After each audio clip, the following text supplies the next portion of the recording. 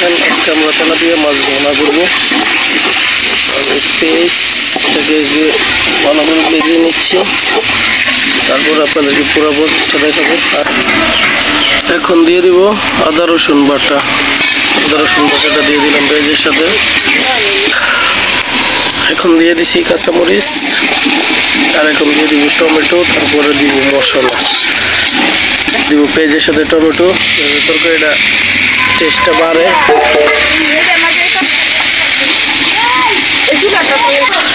এখন দিয়ে দিব মশলা।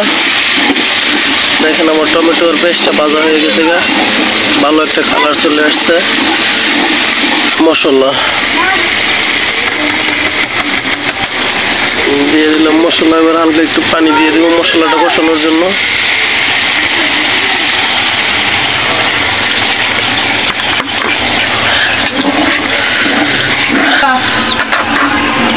দেখেন গাইস, আমি আমার পরিমাণ মতো পানি দিয়ে দিছি।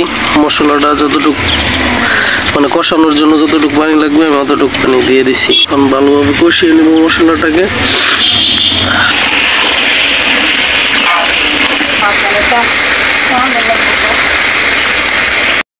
দেখেন গাইস, আমাদের মশলাটা হয়ে গেছে। মশলার কালারটা অসাধারণ একটা কালার হচ্ছে। তাহলে এটার উপরে দিয়ে দিব মাছ ফ্রাই করে। দেখেন গাইস, আমাদের মাছগুলা কাটা ধোয়া শেষ। এখন এগুলোতে মশলা দিয়ে দিব।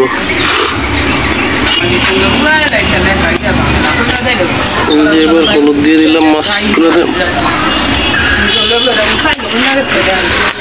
হলুদ দিয়ে ভালো করে মাখিয়ে নেব। দেখেন গাইস, এবার মরিচ দিয়ে দিলাম, ভালো করে হলুদ মরিচ দিয়ে মাখিয়ে নেব।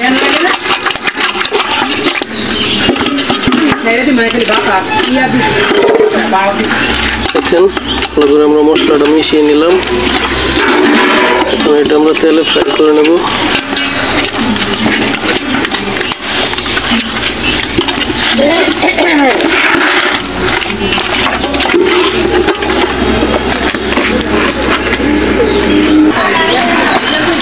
দেখেন গাইস, আমাদের তেল দেওয়া হয়ে গেছে। তেলটা হিট হলে আমরা মাছটা ছেড়ে দেব তেলের মাঝে।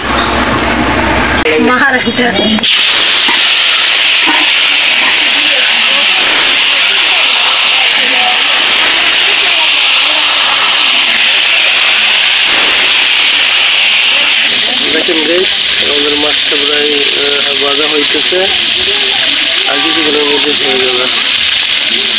দেখেন গাইস, আমাদের মাছটা প্রায় ভাজা শেষ। মাছটা লাল হয়ে গেছে, আর এটা সিদ্ধ হইতেও বাকি নেই।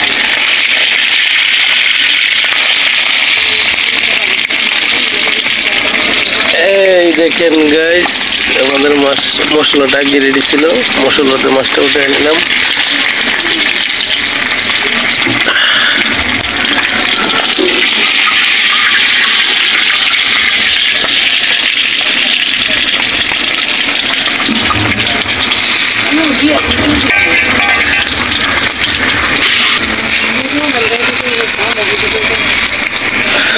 জন্মদিন গেছে।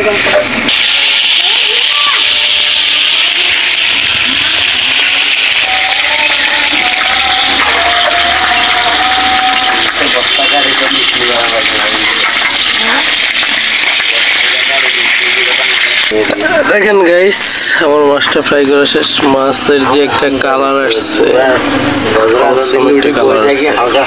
দেখি খেতে মন যেতেছে। তো এখানেই শেষ করলাম। আল্লাহ হাফেজ।